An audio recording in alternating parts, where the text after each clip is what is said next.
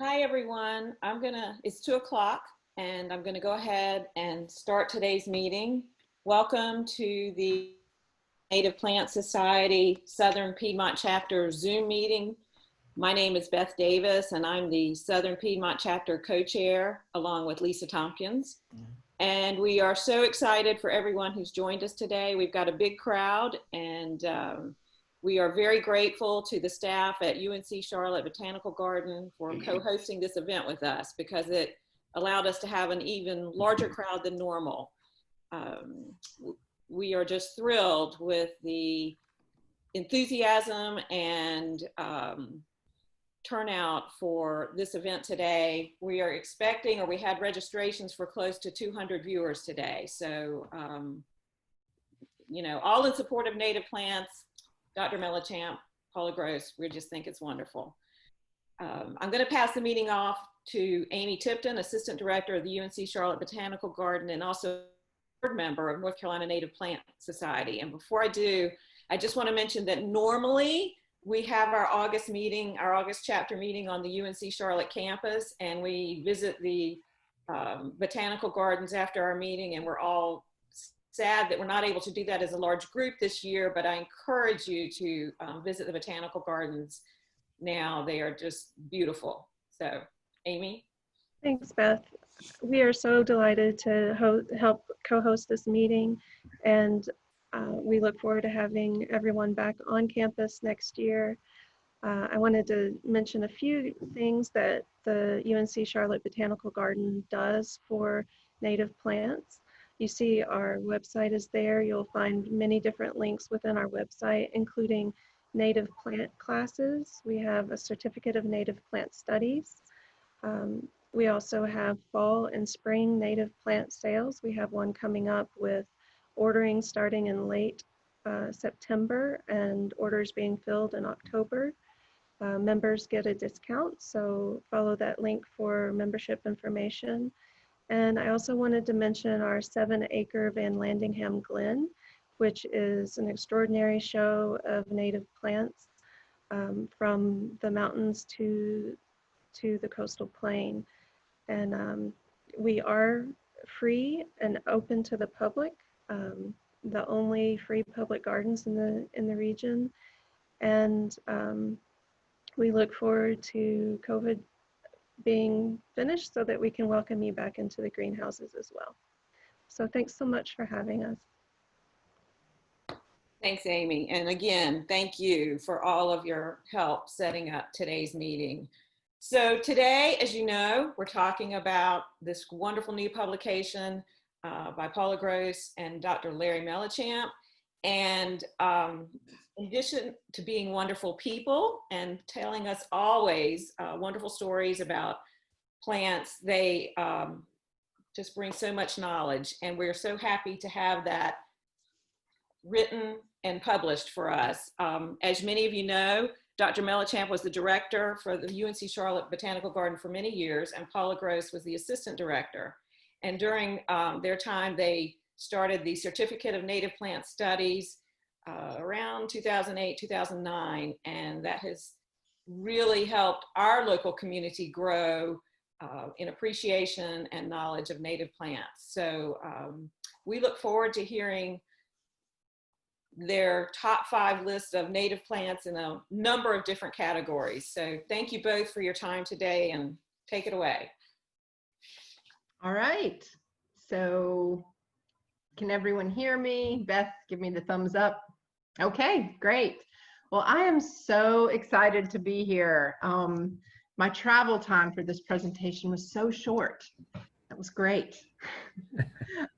Even though I wish we could all be together and looking at each other, I'm so grateful that these 2 organizations that I really hold dear, the North Carolina Native Plant Society and the UNC Charlotte Botanical Gardens, are working hard to keep us connected during these strange days. So, you know, there are a lot of hardships and tragedies and startling changes that we've all been going through, but I think we probably all recognize the gifts too and the opportunities of this time. And I feel like one of those opportunities and those gifts is this time for pause and slowing down. And it allows us more time to sort of soak in more deeply what's around us. And, you know, you're here because you already are a lover of plants, but I encourage you even more to take this time to reconnect in maybe new ways with things around you. And, you know, that's what we wanted out of this book. So this book was a spinoff of Larry and Will's larger tome, covered about 400 plus species of plants. But the concept with this one was to really get it into the hands of people who maybe have heard the buzz about native plants. They've heard the buzz about, you know, that you bring in more pollinators and that our gardens can do more for us, and, you know, avoiding pesticides. There's a lot of talk about native plants, and that is so exciting. And so what I love about us being able to do this book is to bring it into more people's hands. So for those of you that got it, I hope you're enjoying it, flipping through and understanding a little bit about what that book is about and how it's just a little bit different from the previous one. So give it to all your friends. So Amy, if you'd like to switch to the next one. Okay, so I wanted to tell you a little bit about this presentation. So we tossed around lots of ways to do this, but we finally settled on the 5 best, because again, we're looking at how can we get this to become unintimidating, to become captivating, which we feel it already is, to become doable. So one of the ways, you see it all over, is 5 best, 10 best. And when Larry and I were discussing this, we were a little bit like, oh, we can't whittle this down to the 5 best. But then we thought, no, let's do this. Let's do this as a challenge. And so these lists, these handout that you have of the 5 best in these categories, this is exclusive to you all. It's not, these lists are not in the book. All these plants are in the book, but these lists we've kind of put together just for y'all today. So the way we want to go through it is we've categorized it, and we'll go through each category. But what we really want to do is a deeper dive into one of the plants from each of these categories. And so after we look at a slide that's got a small images of each of all 5 of our plants, then Larry's going to take it and dive deeper. And after each section, there's an opportunity for questions. So actually, at any point that you have questions or want to make comments, you can start typing that in the chat. And Beth and I and Amy will be monitoring that. And when we take our time for pause, then we'll pick some of those questions to answer. And we will also stay on a little bit afterwards. After the videos are turned off, we'll stay on the chat a little bit longer to try to answer some more of those. So if you've got your handout, that's a great thing to follow along with. Otherwise, let's just get started. So our 5 best garden starter plants. This was the most controversial category because first we need to explain it. What do we mean by garden starter plants? And what we mean is, no matter where you are in the Southeast, no matter what kind of light conditions you have, whether it's sun or shade, and you just want, and you have a small budget, and you just say, I want to get started, or I want to gift these to somebody and get them started.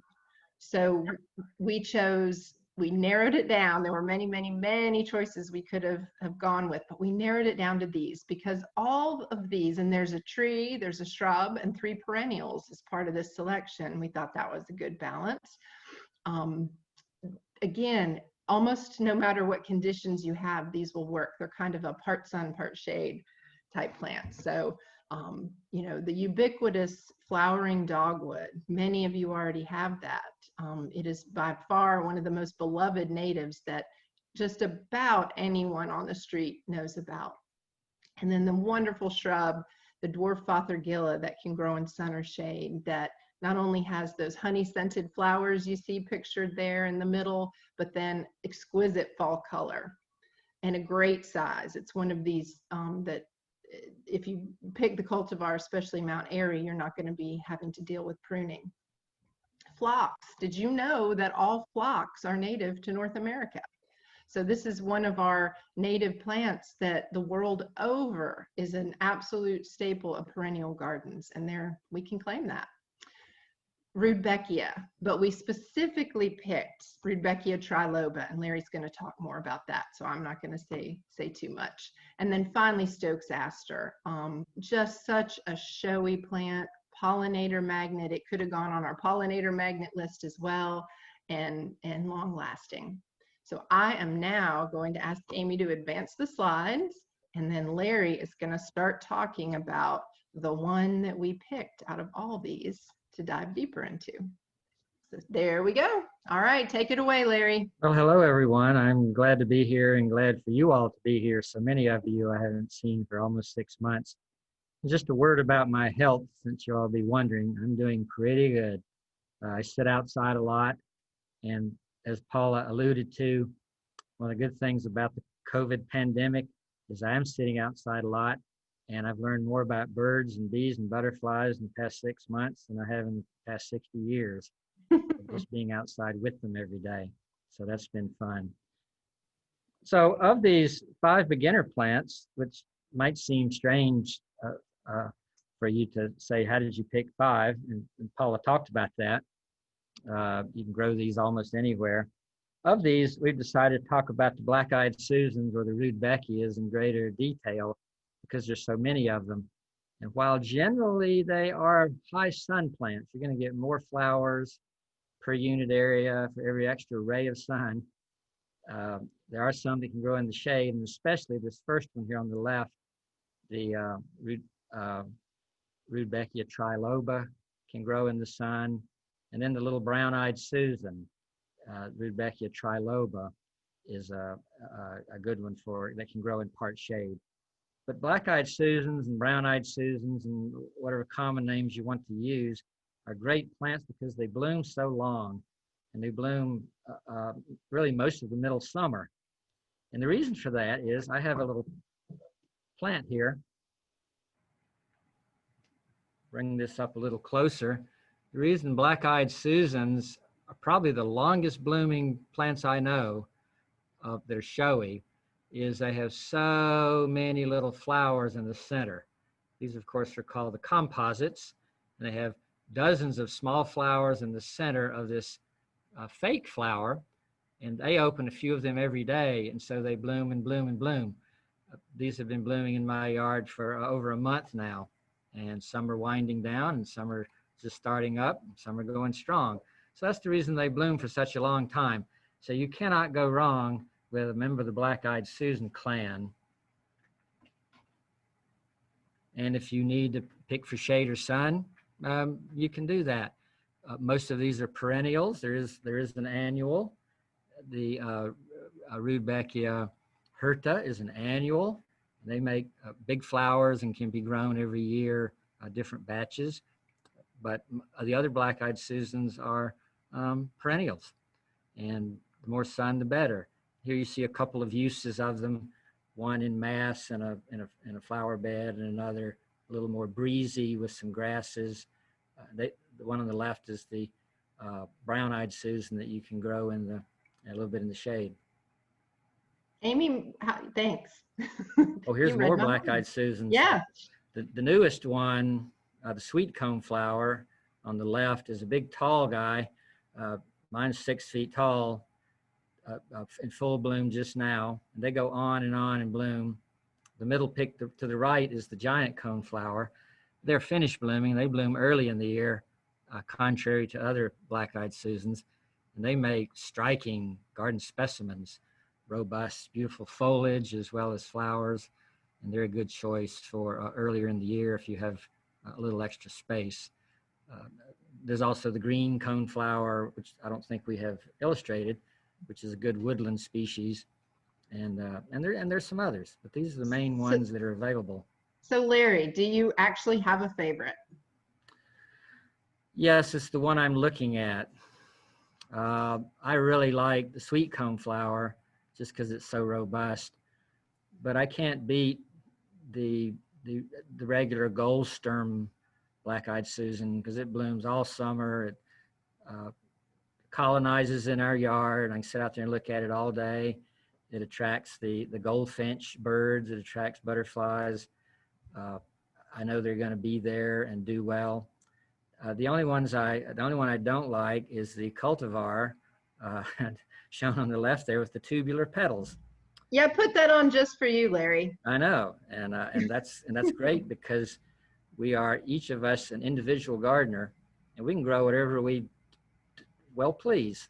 Yes. If we like something, we can grow it. If we don't like something, we don't have to grow it. And I don't see too many bad things about it's plants. super hard for me to pick my favorite because I love Rudbeckia maxima.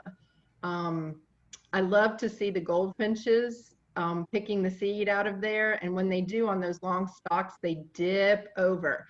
Their weight of the goldfinch dip down and then when they fly off, it dips back up. Right. So I love that. And Action in the garden. And then Rudbeckia triloba, I mean, I wouldn't be without that, especially for the fact that it can be in sun or shade, and it does reseed. Some people say it reseeds too much for them. For me, it's not been too bad.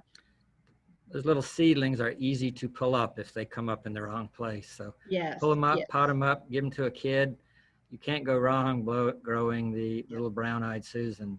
And then I got to say one more thing, which is, I mean, I'm in love with sweet coneflower, and I had no idea why it was called sweet coneflower until one day I was outside, and right there where it's pictured, that's outside the greenhouse, and I could smell this. It's like almost a sweet licorice, like slight licorice smell, and I was like, what is that? What is that? It's the sweet coneflower, and I actually think it comes as much from the foliage as it does from the bloom. So that's a nice little surprise. Yeah. Oh my gosh. There's a butterfly. So looks like it's on the green coneflower, which would be in the woodland. It is. That one's on Rudbeckia laciniata. So these, when we come to these images, that means it's question time. So we're willing to take questions. And so I believe Beth is more or less monitoring that. So one question we have from Bruce is, how do we propagate these perennials? Seed. Most of them make good seed. Maybe not a lot of fresh seed, and you have to get them before the goldfinches do, but they'll pop around in your garden from seed.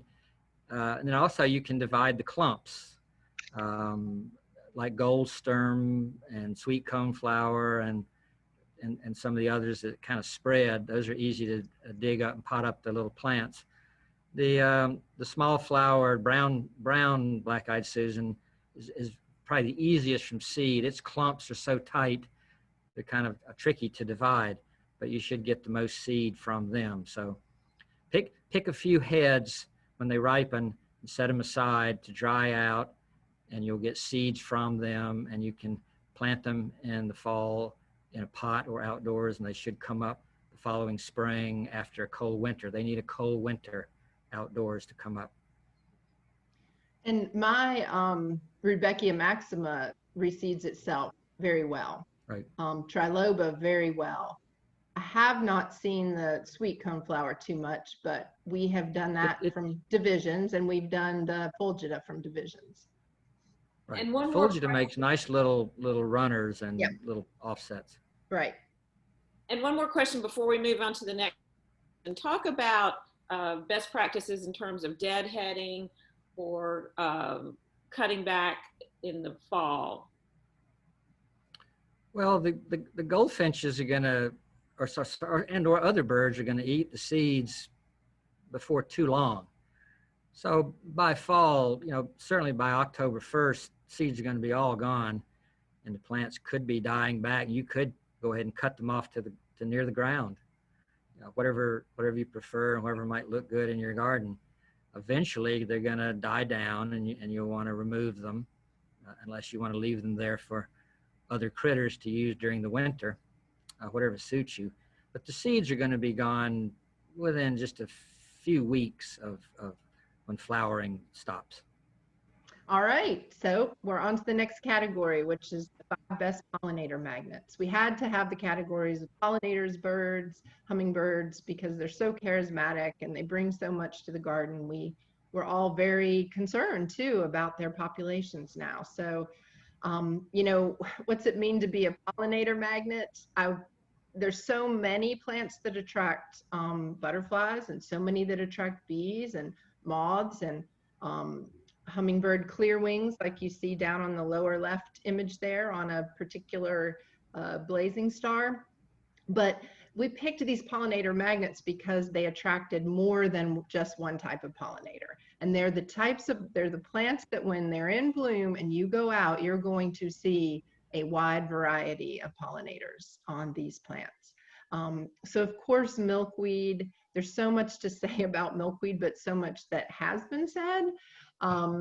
And there are many species of milkweed. So the one pictured there is just tuberosa, or butterfly weed, really. And then rattlesnake master. So that's one of my favorites, Eryngium yucifolium. So it has a very unique appearance, but I was surprised. I never quite realized what a magnet it was until I really got a clump going and would walk by every day to my mailbox and just see something different on there every day. It looks like nothing as far as you don't think there'd be blooms there, but there are lots of tiny little blooms that clearly have a lot of nectar. Joe Pyeweed is especially a butterfly magnet, especially for the big swallowtails. Liatris, and there are different species of Liatris. So we think about the tall spiky one we're familiar with, Liatris spicata, but there are several others that occasionally, I know the UNC Charlotte Botanical Gardens plant cell will have some of the other species, and they attract a very wide variety of pollinators, but certainly lots of butterflies. Mountain mint is the one that I would call, like, you know, it's like the Walmart for pollinators. You are going to get everybody, you know, coming to mountain mint. So Larry's going to talk about that. And then ironweed, certainly. And that's ironweed is one, Vernonia. There's several species that is probably less found in commerce, you know, and you wouldn't necessarily find that at just any garden center. But when I asked Will Stewart what he thought, you know, what were some of his top pollinator magnets? And let me tell you, if anyone knows about watching pollinators, it's Will Stewart. He said Vernonia. So we put that one in there for sure. So now Larry is going to talk about this pollinator magnet that is mountain mint. So what's important here, Paula, that we've alluded to is having a sequence of pollinating flowers blooming through the year. And that sequence attracts, as they bloom, attracts pollinators throughout the season. That would be important in your pollinator garden. If you want the wild and wacky one, it would be the pycnanthemums, the mountain mints, shown here. The one on the left is the tall, ubiquitous in the mountains. There are 3 or 4 species. I call them snow on the mountain because their upper leaves are usually of various degrees of whiteness. And while some of these are more clump forming than others, they all tend to spread. And so you would need to be careful planting them with other plants, particularly where you might overwater them. They might take over. The one on the right is more of a sandhills pycnanthemum. Doesn't have wide leaves, doesn't have white leaves. They're little narrow leaves of this mountain mint with tiny little flowers. It still attracts a lot of insects. These mountain mint flowers attract, just like the rattlesnake master, they attract insects that you never thought existed because you never saw them until this thing comes into bloom. So if you're going to grow mountain mint, plant them where you can look at them regularly, frequently, often. I'm told by beekeepers that mountain mint is one of the best flowers for honeybees because it blooms so long under hot, dry conditions, and that I find to be generally true. So it's definitely worth the space. I pull up most of mine every year because they spread, and the ones I leave provide adequate and ample flower.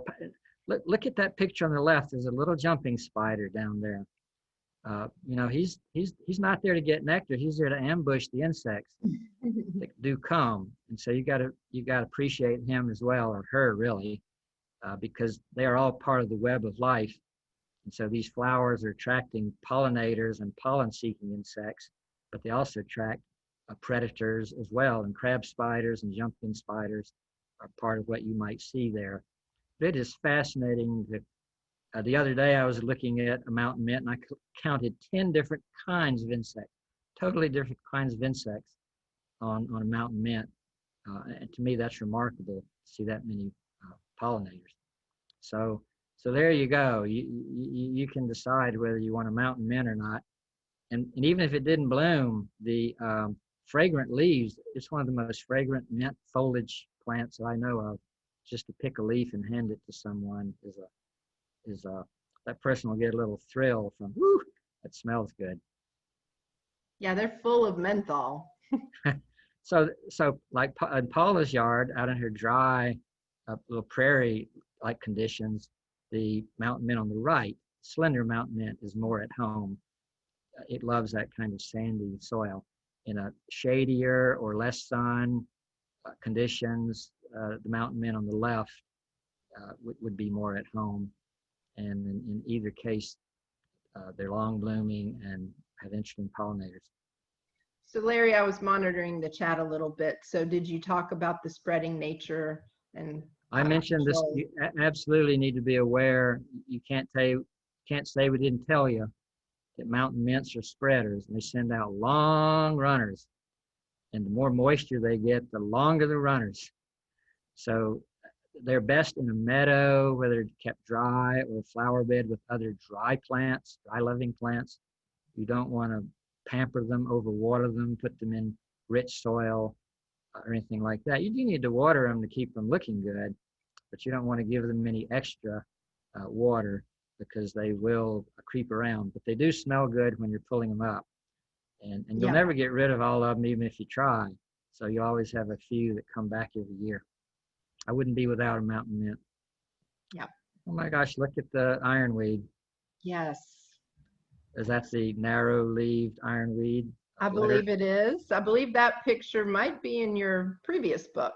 Might be. Yep.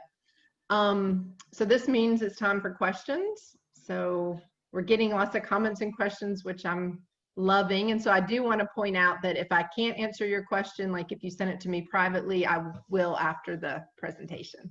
So Beth? One other question someone had was about preventing mountain mint from flopping. Stake them up.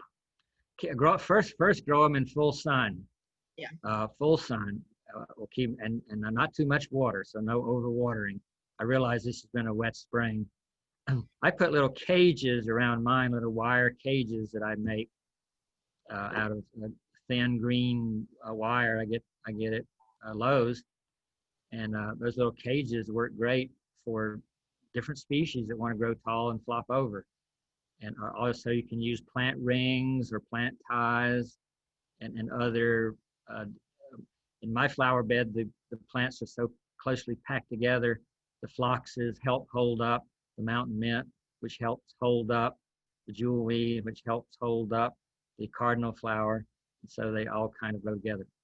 That is so true, that when you finally eventually get things packed in a little bit more, they do hold each other up. Larry, what do you think about chopping it back by half? And I'm talking really about the snow on the mountain type. Do you think that might work for flopping?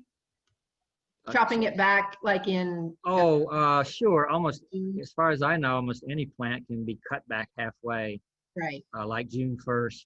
Right. And it'll grow back shorter, but still almost as floriferous. I would definitely try cutting back, make them less tall. Because in a garden situation where they don't have to fight for food and water, they're really going to get top heavy. They're going to try to bloom their heads off. Yeah. And that makes them top heavy. So you could either pick off some of the buds or cut some of them back halfway. That would work. I want to say one more thing about the mountain mint. If anybody's involved with doing, pollinator gardens for kids, definitely put that one on there, because It doesn't matter that it spreads so much, the amount of pollinators it attracts, the fragrance. And in fact, in these places where, you know, you don't know how a garden's going to be taken care of, it's going to be a survivor. So that's my last. That's correct. They thing I are want us to they are say about that. fabulous. If you haven't grown a mountain mint or know someone who has one, you should try one. All right. So 5 best bird feeder plants. So there's lots of ways you can, well, there's a few ways you can feed a bird. The obvious ones that you see here in Will Stewart's amazing photographs are with fruits, really. So the beautyberry, the dogwood fruits, the winterberry fruits, and then this black cherry fruits. Those are all obvious fruits, but that beautiful goldfinch there sitting on the echinacea, just the way that they will attack your rudbeckias, they will also explore and exploit your purple cone flowers. And what they are after are, we would just call them the seeds inside, but technically they are fruits. So these are, you know, fleshy fruits or seeds that they're after. But most of us are now becoming more and more aware of the vital role that actually insect larvae play in feeding birds, specifically baby birds. And so that's why we had to throw into this, besides the things you can catch the birds out there eating when they're in fruit, we had to put trees in. And there's many trees that can support a wide variety of caterpillars to feed baby birds, but we put the one down at the bottom there, the oaks, is one of Doug Tallamy's sort of #1, you know, insect baby bird feeding plants. So we put that one in there. And then, of course, the black gum and black cherry are once again for the fruits, but the black cherry also harbors quite a few insect larvae. So I believe Larry's going to talk about a little bit more about winterberry and maybe a little bit more about the. Yeah, certainly black cherry and oaks are the 2 tree types, genera, that harbor the most caterpillars, even though that might not be why we plant them. That's what they do. And the black cherry is nothing quite like it for flowers, fruits, fall color, interesting bark. It's a great tree, but as it ages, does not make a really good garden specimen. So I've chosen to talk a little bit more about the hollies. Of course, everybody talks about hollies and everybody worries about hollies. Everybody wants holly berries in the wintertime for the birds and for themselves. And here's a picture of a holly, and I don't know what that white stuff is. I think somebody opened some packing material and it flopped out into the yard. We haven't seen snow in so long here. You've probably forgotten about it. But these winterberry hollies can hold up to winter and will look great. And everybody's problem, however, is getting those berries to form. And the secret, it's not really a secret, but the secret is to know that hollies come in 2 sexes. So you see the picture on the right, male and female holly flowers. The female flowers are on the left in that picture. They just have green ovaries. The male flowers are on the right, and they have yellow stamens. They make pollen. So you've got to have both male and female in your yard near each other to get a really good crop of berries like you see here. My male berry hovers over this female, and during pollination season, the bees work them both greatly. After pollination, I cut the male back so he's not making too much shade, and he'll grow back out next year and be there for pollination. But you've really got to have the right male and the right female matched up. So if you want to grow a holly like this one, which gets about 10 feet tall, it's the old-fashioned original winterberry holly that grows wild throughout the eastern North America, and you can get many different cultivars of this, but each one blooms at a different time, so it needs the right male to go with it. The winterberry holly in our climate here needs the cultivar Southern Gentleman is the normal male that goes with winterberry holly. So so for whatever female holly you get for its berries, you got to have the right male. If you have the dwarf red sprite winterberry holly that gets about 5 feet high or less and covered with half-inch berries, you need a Jim Dandy as the pollinator. My neighbor has one of those, and it's magnificent. The plant is about 5 feet tall and wide. It never has been pruned, covered with berries, and right next to it, behind it, is a Jim Dandy. So you gotta have the right chemistry, timing, compatibility, get your sexes together in order to have holly berries. Paula? Yeah, I just listening. I love the I don't know if people have probably seen several places in Charlotte at some of the interchanges, the interchanges of the interstates. There's like masses of the smaller winter berries planted, and they're just really stunning. It's amazing uptown on the Belk Brookshire Freeway around Charlotte. There's patches of these things and it's just amazing that they bloom so heavily in that an inhospitable environment. Right. But in the wild, they like it on the wet side.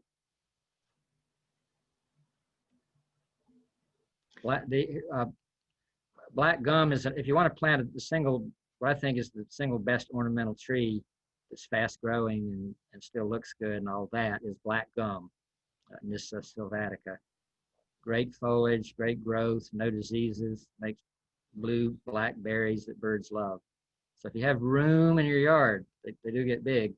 Not as big as an oak, but they do get big. If you have room for a black gum, there's some great cultivars of those these days. And then I was just going to say something about black cherry. Maybe you already said this. You know, it's not a species that we tend to find for sale everywhere, but we certainly find it around. You can certainly find it growing in your property. Yeah. And it's just such a fabulous host and, you know, feeding for the birds too, as far as the fruits, that even though it may not be the most attractive ornamental, if you can find a spot to leave one or two, it's really a valuable plant. And if you don't have one, just wait 5 minutes. Right, true. And one will come grow in your yard. Right. And if you want it to continue growing, just give it some space. And they grow really fast and perform under any variety of circumstances. So I think Beth's gonna choose a question or two. Well, one question was, are the leaves of black cherry toxic to either humans or pets? They're toxic to cattle and horses.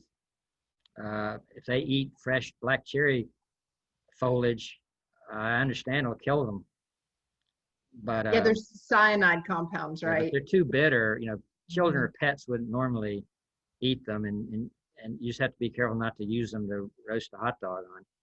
So be aware of that aspect of chewing on cherry twigs or munching down on cherry seeds.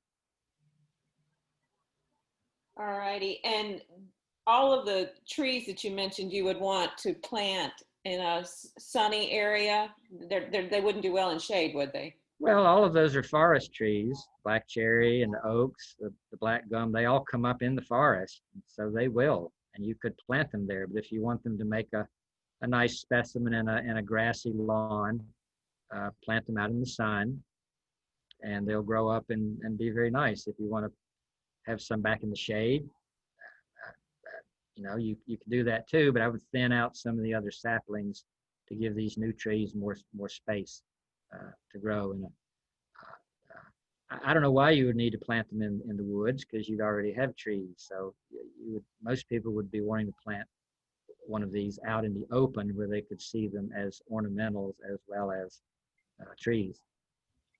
I have Nyssa seedlings come up in my garden, and I've let several of them grow, and I just think they're pretty attractive in the shade compared to they're great like anywhere. The oak seedlings or the you know, the black cherry in the shade specifically. Yeah. The Nyssas look good in the shade. There's nothing prettier than a black gum, full stop.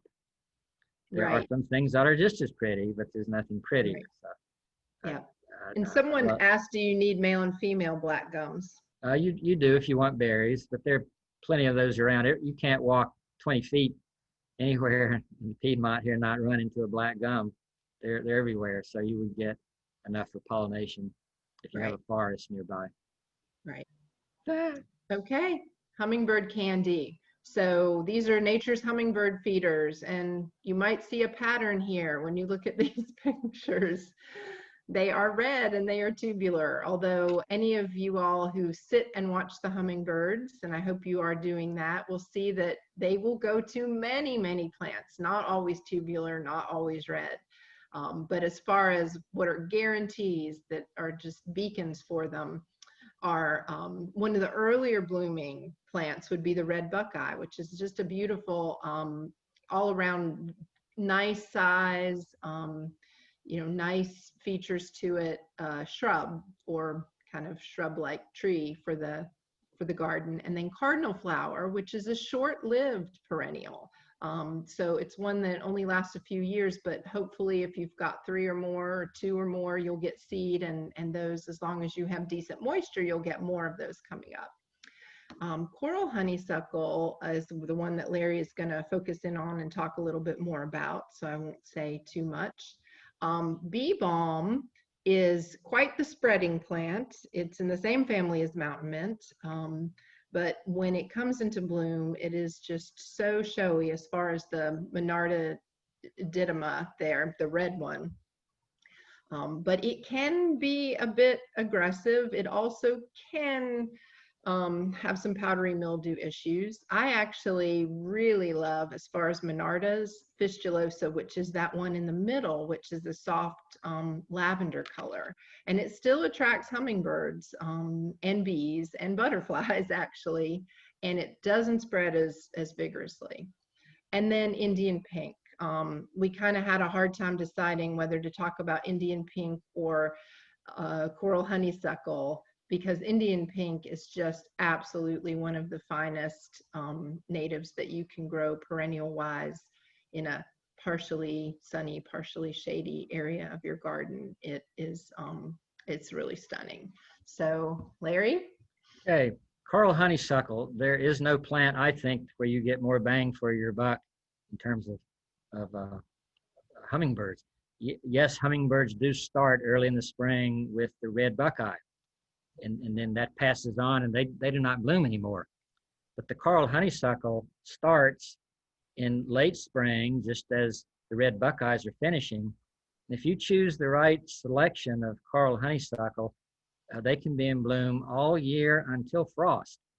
And so that's what I recommend. In fact, I have just this week, I think Monday, I put up an obelisk type trellis in my front yard, just so that I could plant a coral honeysuckle and have it there along with everything else, because we do have a couple of hummingbirds that hang around, and I think the honeysuckle would be great for them. So you want to get good selections like Major Wheeler, Alabama Crimson. Those are 2 very good selections of honeysuckle. There's one called Magnifica, and there may be some others coming on the market. Be sure you get ones that you know are going to be continuous bloomers. So you might do some internet research to be sure you're getting the right ones. And they might even make some fruits and berries like you see there. And those will hang on until frost and be attractive as well and be eaten by birds in the winter. Honeysuckles are not aggressive vines. They're twiners. So they need a post or an arbor or a fence or something to climb up on. They don't have clinging roots. They don't have clinging roots or tendrils or anything like that. So they're not going to be high climbers. That's another part of their appeal. They're going to stay low growing on a fence or an arbor and bloom, bloom, bloom, bloom. And even if you cut them back, they'll grow out and bloom, bloom, bloom some more. So you gotta try coral honeysuckle. The one, Larry, I'm just going to pop in. There's one at Reedy Creek Nature Center And from the people who work there, it's become a joke that they can go out any day of the year and find a bloom. But I wouldn't be surprised. Because it's one of the, it's probably Major Wheeler, but no joke. I mean, they, I wouldn't be surprised. They're winter hardy. Yep. The other two hummingbird vines we have here, but we didn't choose as 5 best, is a cross vine and trumpet vine. Trumpet vine is a high climbing vine. If you plant that on a tree, it'll climb up the tree. You'll never see it again. So if you're going to use cross vine or trumpet vine, put them on a post or a fence or something, or an arbor, something that keeps them down low. Cross vine tends to bloom heavily only in the spring. Trumpet vine blooms all summer. There's no better hummingbird plant. The hummingbirds love it, and it blooms with big showy flowers. And they come in several different colors, but it's a very aggressive and tough vine. So you would need a sturdy trellis or post for the trumpet vine, and they tend to creep around the garden a lot more than honeysuckles. So it's hard to beat Carl honeysuckle, but these other two plants are very attractive in the garden, very good for hummingbirds as well.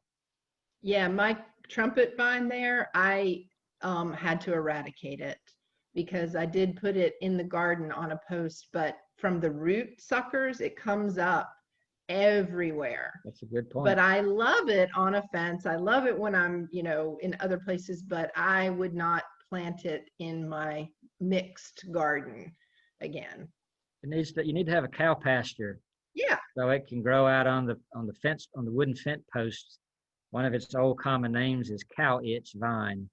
Yes. And that's because it's ubiquitous in the South, out on fence posts in a cow pasture or a horse pasture. All right. I think we're, so someone did just ask, isn't trumpet vine invasive? Well, that's what we're just describing. All of these vines will creep through the garden. We don't use the word invasive for natives. We use the word aggressive. Yeah. But it is one of those that, again, I eradicated it from my garden, meaning. That's a good point. I can't recommend a trumpet vine for a small garden. Right. They're just too right. aggressive. So, but for, a fence out on the back of the property or something like that. But as far as using the term invasive, it is fully a native plant. It is just a very, very, vigorous native plant. It does what all vines do, which is to try to take over the trees. Yeah. So garden carpets. In what we mean by that is ground covers. But when you use the term ground covers for native plants, we use it in a different way than you would, let's say, using vinca or English ivy to just completely cover, be a monoculture essentially of a plant on a slope or something like that. So these plants they do cover ground, they do move around, spread around to make a nice carpet of sorts, but most of them really are not evergreen. And so it's a little bit different from your typical concept of what a ground cover is. But what I love about these plants is they do form a kind of a foundation for your garden. And if you can afford to buy them as small plants and to buy them in a quantity, you can get a nice undergrowth going pretty quickly. And, in Claudia West and Thomas Rayner's book about planting in a post-wild world, they really advocate this use of, instead of always using so much mulch, is to try to plant these plants that creep around. And so green and gold is, it's like one of these plants, Larry's going to talk about that one, but it's just one of these plants that is just bright and sunny and bloom, and then it just sort of fades a little bit into the background the rest of the year, but it's just always there. Let me jump in here before this page goes away. A new plant that people need to come look at is the pussy toes, the Antonaria virginica. This is a fairly new plant on the market, and it's remarkable. You should come see it out on the native terrace here at UNCC. It's quite dwarf, quite tolerant. It's creepy in that it covers a lot of space, but it's delicate. And so that's the one plant that's would be the least known to most people of all of our native ground covers, because it's so new in the trade. So come take a look at Pussy Toes. Yeah, and just so you know which one that is the middle bottom one. Yeah. And that picture we chose because it really shows how it can spread, but up close it's really adorable, and you can learn why it's called Pussy Toes. So we should move on to the picture of green and gold. We're going to move on. Yep. There are many different cultivars of green and gold. There are some that are more clump forming, like the cultivar Allen Bush, and there's others that are more creeping. And then there's the one on the right called Eco Lacquered Spider, and it can send out runners up to 3 feet long. That has a very specialized use, and you may not need one of those. So you should be careful before you buy one, because those long runners will quickly fill in and cover up space. But if that's what you want, that's what it'll give you. I use those as I walk on them in my paths, because that's where they are. But green and gold they're evergreen, or certainly semi-evergreen. They bloom heavily in the spring with a little blooming later in the year. One thing it seems they do not like is wetness. So don't put them like I did once in front of a downspout or a place where water stands. They'd rather be too dry than too wet. All right, 5 best grasses and sedges. So grasses and grass-like plants. And so you've got their pink muley, red switchgrass, little blue stem, and then down at the bottom is the seersucker sedge and the blue wood sedge. So generally the grasses are for your full sun, and your sedges are for shade to part shade. And so Larry's going to talk about probably one of the most all-around useful in different ways, the little blue stem. Yeah, I love little blue stem because it's a blue and clumping and not too tall, and it gets better as it gets older. It fits well in the garden. You can use it as a spacing plant to divide sections and mix with other plants. And in the fall, they have the wonderful little fluffy seed heads. And it's not as formal and rigid as big blue stem, and not as delicate as some of the other little grasses. So if you've never grown a grass before, I might suggest you try a cultivar of little blue stem as your first grass. The other grasses are great. They add structure to the garden. They sound good when they rustle in the wind.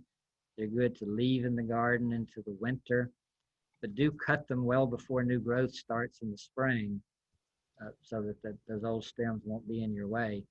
But grasses can add a lot to the garden as background and companion plants, borders, masses. Think about grasses if you have not.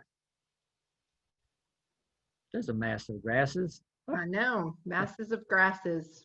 This would be before frost, I think, or just after the first frost. You've got seed heads of goldenrods and coneflowers and all kinds of other plants in the foreground, and then the grasses providing what looks to me like almost an orchestra. If the visuals there could be turned into sound, it would be an orchestra of sounds, different boldness of sounds. That's beautiful. All right, so those of you with shade, and probably most of you have some shade, you want that variety of ground cover, perennials, shrubs, trees. So we tried to put a little bit of each of that in here, with bleeding heart as just a long-lasting wildflower, alum root, so the eucharas, and this is Euchara americana that's pictured there. That's kind of the mottled variegated look. It is very dependable, especially the one called Dale strain, but there are hybrids. We don't have enough time to talk about it now, but we do have suggestions for what some of the best hybrids, because there's a lot out there and not all of them do well here. Florida anise is just a great evergreen shrub, native shrub for part shade. You have to have native azalea. Pictured here in the lower left is Rhododendron paraclimenoides. At the UNCC plant sale, they always have just an outstanding selection, many different types to choose from. And then celandine poppy is a great spring wildflower that reseeds itself. So Larry's going to talk about dicentra. Yeah, I'm going to talk about dicentra after I mention native azaleas. There's so many native azaleas, and they offer so many colors. See, dicentra is a companion plant, good for native azaleas. So you have to have some native azaleas so you can have these companion plants. And I say this and give a tip of the hat to the American Native Azaleas, the Azalea Society, where we have a local chapter here that loves to talk about azaleas. But here are the dicentras, the bleeding hearts. They bloom heavily in the spring, and then they can bloom all through the summer if you water them extra, give maybe a little fertilizer. I have a second wave of blooming now on my bleeding hearts. And the bumblebees love them, and that picture you saw of the clearwing moth, they love these as well. And children love them because they look like something. They look like little hearts, and they're down where children can see them. And they set fruit very readily and make these elongated seed pods. And you can see one of those to the right. And this is another thing for children. We've tried to talk more about things for children in our new book because we think that children need to have more direct association with natives. And as far as bleeding heart goes, you pick one of these little seed pods and you pop it open, and inside the ripening little black seeds look like they have a little caterpillar attached to them. That's a protein body called an eleosome, and those are picked up by ants and carried away. And if you put a little pile of these seeds out on your sidewalk or shady area where there are ants, and ants are everywhere, it won't be long before the ants will discover them. And the big red or black ants that are so common, they'll pick them up and carry them off like cantaloupes. And I think that's a great thing for kids to sit out and watch the ants come and take these away, and talk about the analogy of, going shopping, going to the grocery store, and dispersing seeds of natives. Look at that. Now there's a beautiful yellow azalea. This could be a yellow form of flame azalea, or it could be the early blooming Piedmont flame azalea or Florida flame. The Azalea Society would tell you that there are hundreds of cultivars, selections of hybrids of native azaleas, and none of them are not pretty. They're all pretty. So Larry, is there one species that doesn't do as well in the Piedmont? Yes, the least good here in the hottest place here where we live is the pink shell azalea, Rhododendron vasei. It lives mostly up above 3,000 feet. I always have grown one, and they live for about 10 years, and then they fade away as the heat seems to get to them. Right. But all the rest of the many all the rest, I species, have not seen any that didn't do well, given watering them to get them established, and right, and not totally neglecting them. Okay, we're zeroing in here in the last category, which are the ferns. Last but not least, ferns just bring so much coolness, texture, soothing, background. There's just something about ferns that's so captivating. It's hard not to love a fern, even without flowers, and there are no flowers. One of the great things about ferns too, because some of you all have asked about critters, is they're almost all not attractive to the herbivores, the mammal herbivores. There is an exception, and that's maidenhair. So Larry's going to talk about maidenhair, but the maidenhairs do get nibbled on a bit. So yeah, of all plants, ferns are the least eaten by deer because they don't have any nutritional value. If you're lost in the woods, don't eat ferns. Yeah, and we believe too that, and there's some evidence, there's some toxic, not like deadly toxic, but they've got a lot of compounds in them. They've been around a long time I talk about ferns that as companion plants, and you could start a fernery, which is a fern collection. The ferns are going to last beyond your wildflowers in the spring after they finish blooming. Many of them fade away. That's when the ferns should come in. So you should plant ferns where you have wildflowers that disappear. And maidenhair fern is one of the great southern ferns. It's heat tolerant, it's delicate, it creeps around the garden, it fits in with other plants without being obtrusive. It has those little finger-like or hand-like So maybe frontlets. switch to the next slide. I think it's on the next slide. Oh, There we yeah, go. yeah. There you Yeah. go. The southern maidenhair to the left is more of a spreading fern. The northern maidenhair to the right is a little more formal. The both are quite hardy here. Southern maidenhair does not grow well up in the mountains, colder than zone 7, so about 10 to 15 degrees in the winter. Northern maidenhair is quite hardy, and so I wouldn't be without either one of them. Of course, it's hard to pick a favorite fern, but I chose to talk about maidenhair because it's a good one that creeps around with, among, between other wildflowers and gives you an interesting little three-dimensional carpet, if you will. It's sort of like a little, one of these little fog machines, you know, that creates a little fog around your pond. The southern maidenhair creates a little fog around your wildflowers. Yeah, southern maidenhair has a texture unlike other ferns in our flora. And I have only recently started growing it, and it has just done great. I'm in love with it. And some of you all may be looking at it saying, that looks like tropical maidenhair, like the houseplant. And yeah, it does. I can tell you one story. A southern maidenhair is not common. As far as I know, it's known from one location in North Carolina, and that is out at Lake Waccamaw on a stone wall. But it grows well here in cultivation. It becomes more common as you go further south. So keep that in mind as you go south. You can begin to look more for maidenhair fern in limestone woods.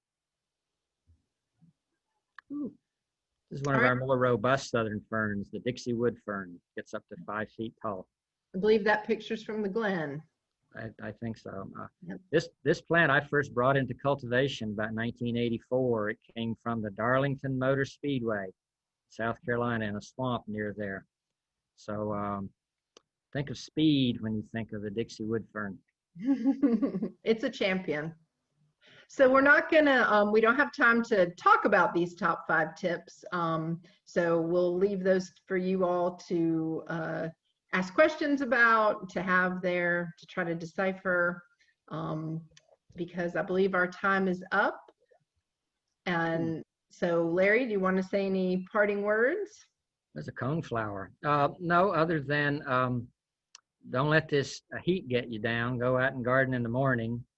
And don't be doing any transplanting this summer unless you can water them almost every day. I know because I've been out trying to do that because I wanted to know. But it's awfully hot and humid, and it's not a good time to be transplanting, dividing, or messing with plants very much. But I think we got what you have. Or I really got, we all got spoiled this spring. Like it was just like the most amazing spring, and I just kept planting and planting and planting. But some of the things I planted the latest, then This is a hard time of year to find wildflowers in the wild. August is usually the least floriferous month, and because things have bloomed out, particularly in the shade. And so if you're out and about at parks and open places and public places, watch for anything you can find with flowers, because this extra rain we've been getting should give some extra flowers that you wouldn't normally see in a dry August.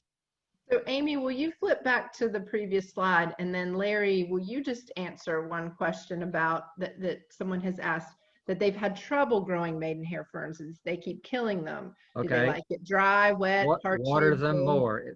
My standard answer these days, because I've had a lot of experience with it, when people tell me that a plant failed, water it more. If you don't check particularly if it's newly planted this year, you may need to water it every 3 days in this heat. and plants that are established, if you want them to thrive, water them every 5 days, because the trees are sucking the water out of the ground, trees and the other established shrubs. So I would say your first thing to check is, have you been watering it enough? And I would say needs to be established with. And I would say that definitely with the maidenhairs. Yes. Yeah. But I've had maidenhair for 10 years, so it's the worst thing that happened to it was a super cold winter when it got down into single digits here. That knocked it back, but it came back and built itself back up. Right. Cold is maidenhair fern is our most cold sensitive fern. Beth, did you want to pop in with any other questions before you close it up? Well, yes, I'll close it up in just a second, but one person did ask what natives you recommend to plant around a black walnut. Kudzu. That's native of China.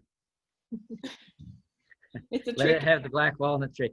I wouldn't plant anything around a black walnut because I wouldn't want to walk under a black walnut to look at it. But seriously, black walnuts are not as bad as you might think in terms of their poisoning the soil. It just depends on whether you want to be creating a beauty garden there when you're going to have nuts and branches and limbs and twigs falling all over the place. So I would plant something tough like grasses that can take a little bit of shade, or that's what I often see growing under black walnut. Maybe some tough ground covers like black baptisias you might try under there. Because realize the black walnut, they're always dropping something, leaves, twigs, nuts, and it's not a pleasant place to garden under. Well, all right, we're gonna close out our talk for today, and we thank you, Paula and Larry, both for sharing your thoughts with us and for writing this wonderful book and giving us answers to a lot of our questions within the pages. So we're looking forward to reading it and being inspired for fall planting, because we know fall is going to get here, and we can visit the UNC Charlotte Botanical Garden plant sale this fall. So all good things to look forward to. I'd just like to say a few thank yous. I'd like to thank Carol Fox, the North Carolina Native Plant Society board member and the author of our chapter newsletter, who just did a great job keeping up with all of the different registrations and everybody getting this put together today. And also thank Amy Tipton and Wendy Wilson at the UNC Charlotte Botanical Garden staff for arranging and setting up this Zoom today. It was a real group effort and a lot of people contributed, and so we're grateful to everyone who helped us.